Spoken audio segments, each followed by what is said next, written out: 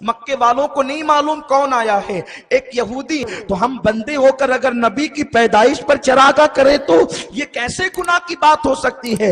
بتاؤ، تارے سے روشنی ہوتی ہے کہ نہیں ہوتی ہے؟ تارے سے چمک ہوتی ہے کہ نہیں ہوتی ہے؟ اور وہ یہودی کہہ رہا ہے کہ میں نے وہ تارا دیکھا جو نبی کی پیدائش پر طلوع ہوتا ہے۔ پتا چلا کہ تارے روز روز، ہر تارا روز روز نہیں چمکتا، بلکہ کچھ تارے ایسے ہیں جس کو خدا چھپا کر کے رکھتا ہے اور وہ صرف نبی کی پیدائش کے وقت طلوع ہوتا ہے۔ پتا چلا اوروں کی پیدائش اور ہے اور نبی کی پیدائش اور ہے، اسی لیے تو تارا طلوع ہوا۔ اچھا، اس یہودی کو کیسے پتا چلا کہ تارا نبی کی پیدائش پر طلوع ہوتا ہے؟ اس نے بتایا کہ میں نے توریت میں پڑھا ہے۔ اس نے بتایا کہ میں نے توریت میں پڑھا ہے۔ توریت میں پڑھا ہے، کیا پڑھا؟ کہ جب آخری نبی پیدا ہوگا تو ایک مخصوص تارا طلوع ہوگا، اسی پیدائش کے ذکر کو میلاد کہتے ہیں۔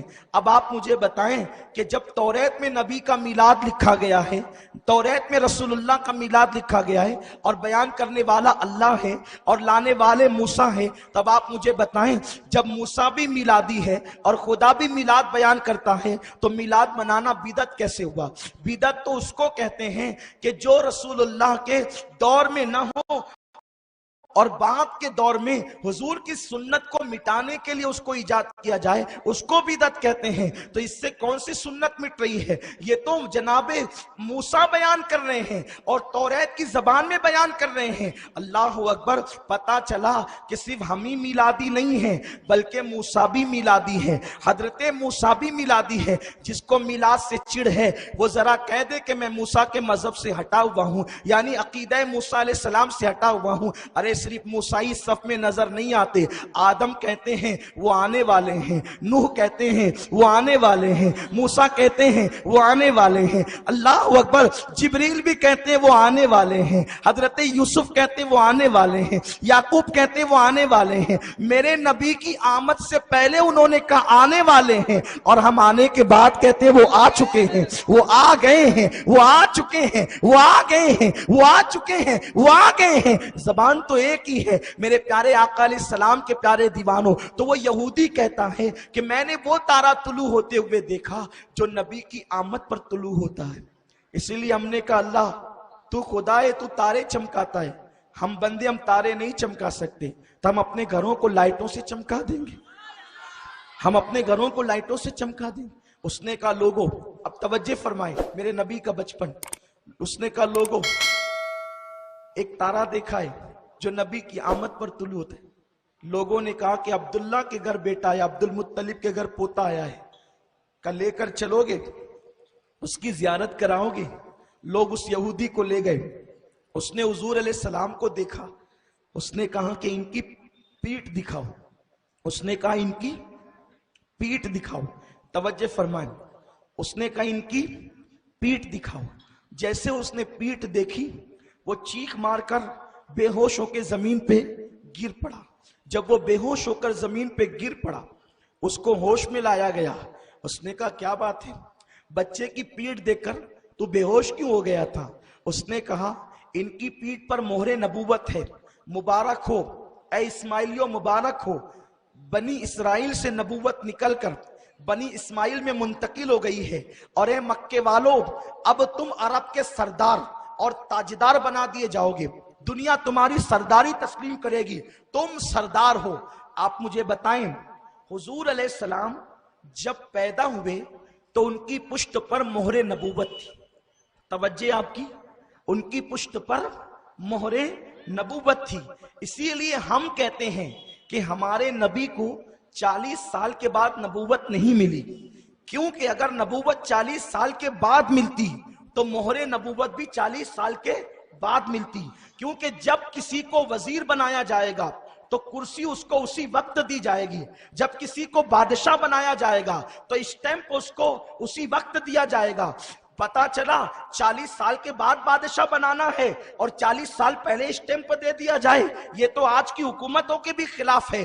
तो जिस दिन बादशाह बनाया जाता है उसी दिन स्टैंप और मुहर दी जाती है।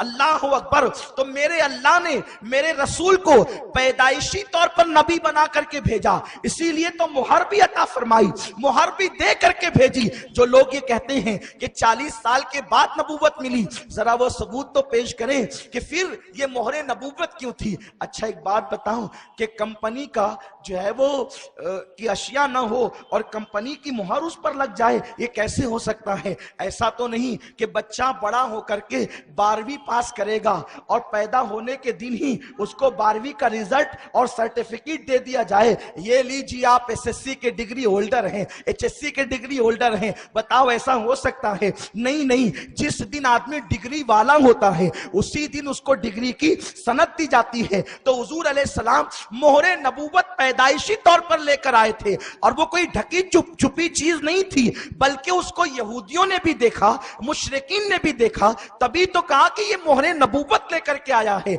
और अल्लाह अकबर।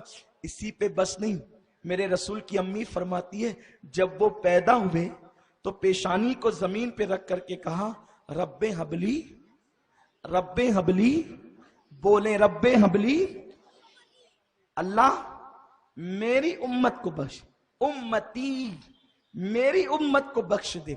आप मुझे बताएं, अगर किसी से पूछे भाई तेरे बच्चे कितने हैं, वो कहेगा कि है तो 5 लेकिन अभी शादी नहीं हुई, होने वाले हैं। ऐसा हो सकता है? बोलो कोई बच्चा पैदा होने से पहले बाप बन सकता है? बोले बोले बन सकता है? नहीं बन सकता। बाप किसे कहते हैं?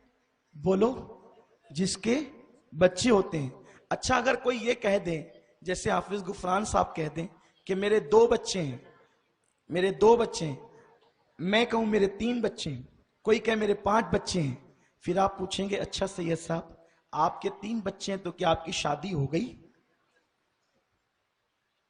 तो हम झुंझला करके कहेंगे कि क्यों, आपके मोहल्ले में कोई शादी से पहले अब्बा बनता है? और जो शादी से पहले अब्बा बनता है क्या वो स्टेज पर कहता है कि मैं 3 बच्चों का बाप हूं? अरे वो तो छुपाएगा छपाएगा तो नहीं। जिसकी शादी के बाद बच्चे होंगे वो फक्र से कहेगा कि मैं इतने बच्चों का बाप हूं। इसका मतलब अगर मैंने आकर के ये कह दिया कि मेरे इतने बच्चे हैं तो आपको ये पूछने की जरूरत नहीं पड़ेगी कि आपकी शादी कब हुई। अगर आपको ये पता चल जाए कि मेरे बच्चे या किसी के बच्चे हैं तो आप, अगर आपके पास दिमाग है, आपके पास अक्ल शऊर है, तो आप उससे कतान नहीं पूछेंगे कि आपकी शादी हुई या नहीं हुई, इसलिए कि बच्चे उसी के होते हैं जिसकी शादी हो जाती है और उम्मती उसी के होते हैं जिसके पास नबुव्वत हुआ करती है, जिसके पास नबुव्वत हुआ करती है। अब आका फरमा रहे हैं रब्बे हबली उम्मती, मेरी उम्मत को बख्श दे। तो गोया के बता रहे हैं अरे जिसकी शादी होती उसी के तो बच्चे होते हैं और वो जो नबी होता है उसी के तो उम्मती होते हैं। हुजूर कहते मेरी उम्मत को बख्श दे। गोया कि आका बता रहे हैं कि मैं उम्मत वाला हूं और उम्मती उसी के होते हैं जो नबी हुआ करता है। तो गोया कि आमिना की गोद में आने वाला सिर्फ आमिना का बेटा नहीं है बल्कि उम्मत का नबी आ रहा है।